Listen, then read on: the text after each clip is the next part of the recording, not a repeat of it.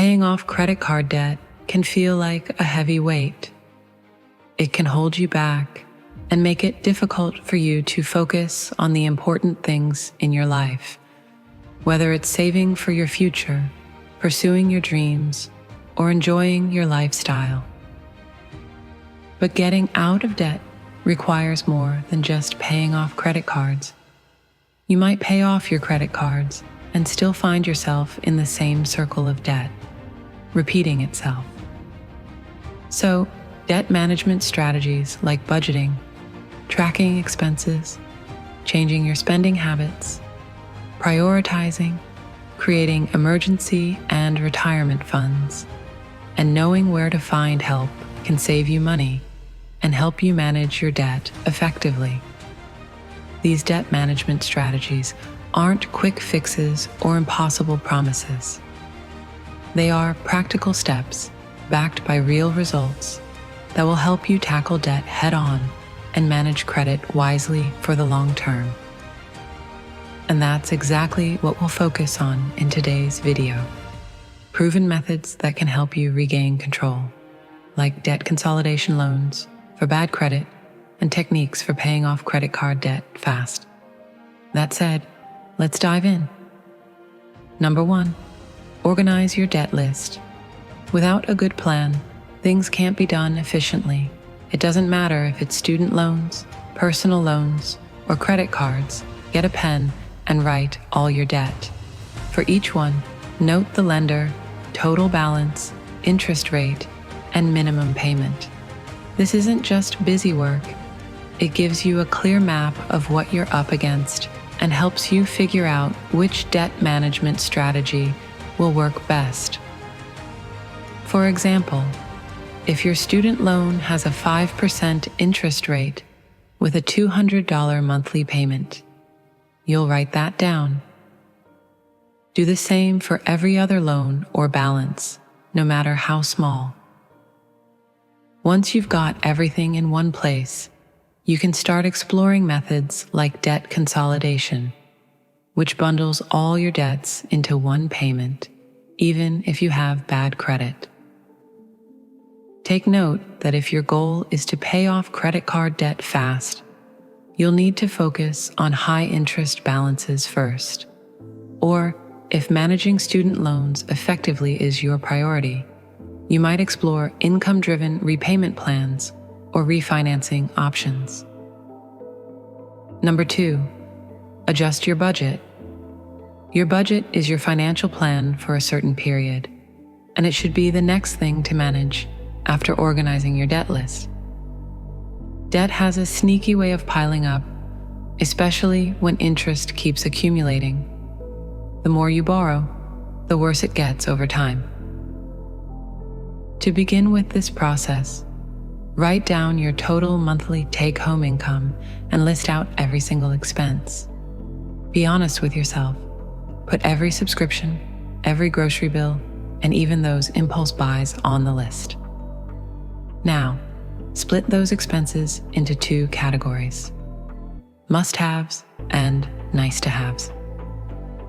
The must-haves include things like housing, insurance, groceries, and transportation, non-negotiables.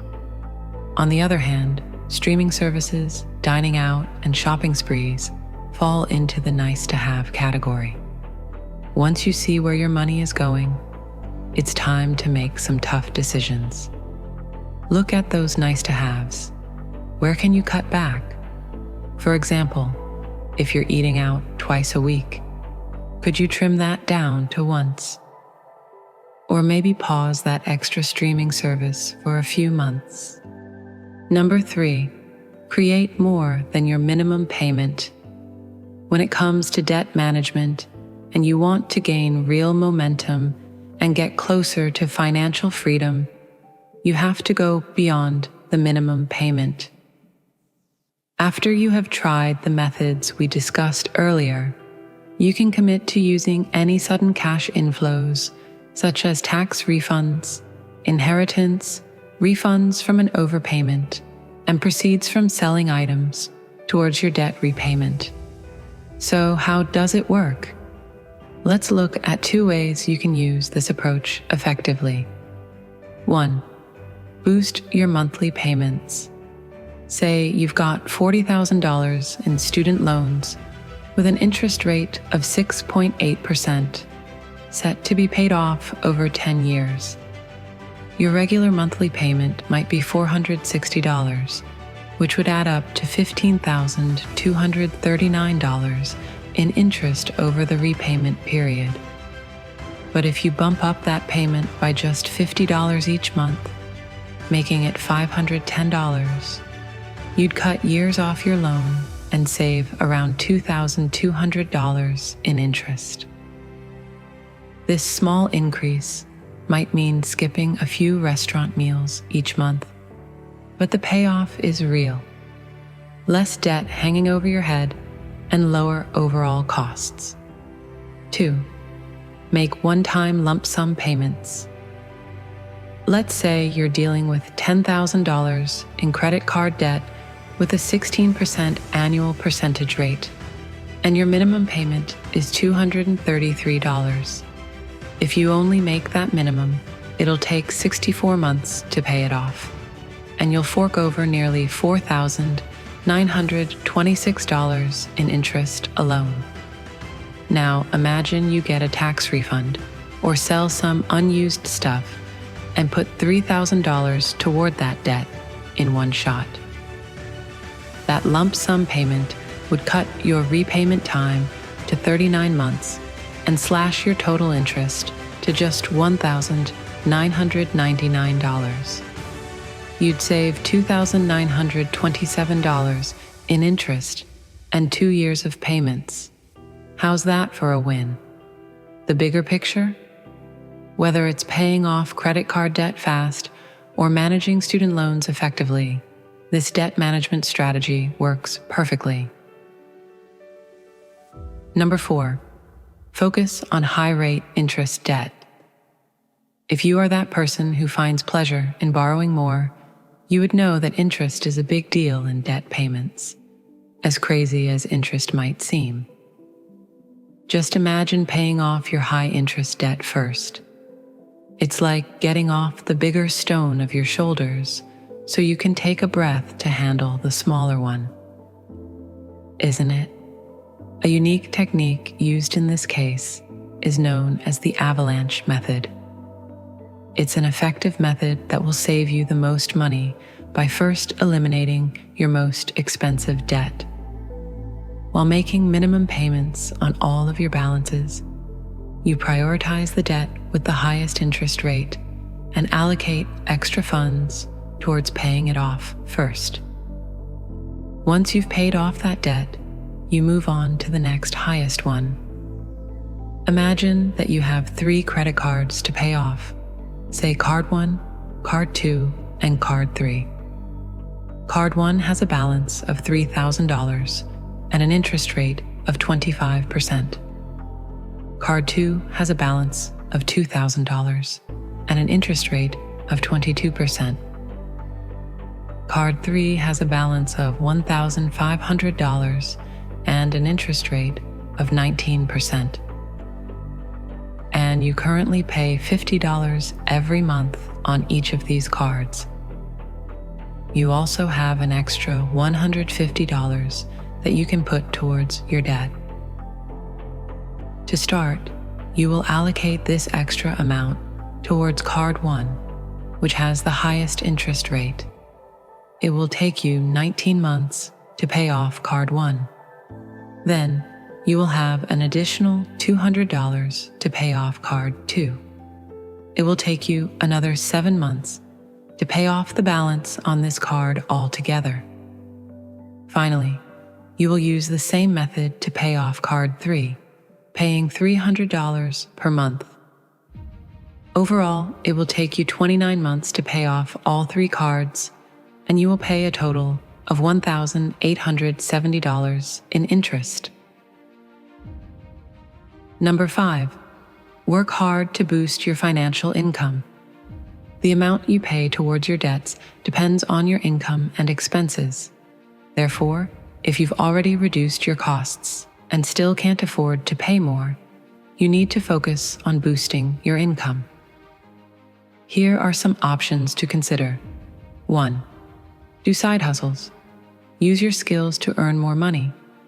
You can freelance or do gig work, like driving for a rideshare company. 2. Sell your stuff. Look at what you don't need or use anymore and sell it. 3. Ask for a raise. Research salaries for your job and industry and see if you should earn more. Use your accomplishments to back up your request. 4. Change jobs. Sometimes switching employers is the best way to earn more.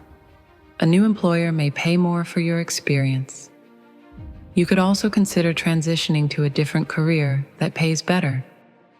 Finally, change your spending habit. Do you have a daily routine that includes stopping at Starbucks, grocery shopping without a list, and buying the latest iPhone? While these routines may be convenient, they can unnecessarily cause you to spend money. To save money, it's important to break free from autopilot mode. You can save up to $99 monthly by finding cheaper alternatives to Starbucks' $4.95 Cafe Mocha. Making a shopping list and sticking to it can also save you money. Consider less expensive options instead of buying the latest iPhone or subscribing to multiple streaming services. Eating at home more often can also help you save money. Overspending is just a symptom of a more significant problem. And to address this problem, you need to understand what causes you to overspend.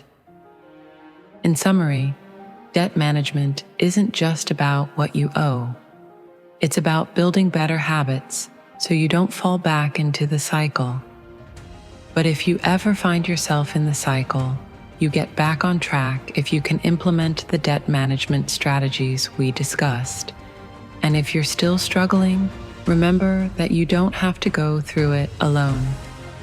There are trained professionals available to help you with credit counseling. Once you're debt-free, you can focus on building your wealth and earning interest instead of paying it. Which of the listed strategies works for you?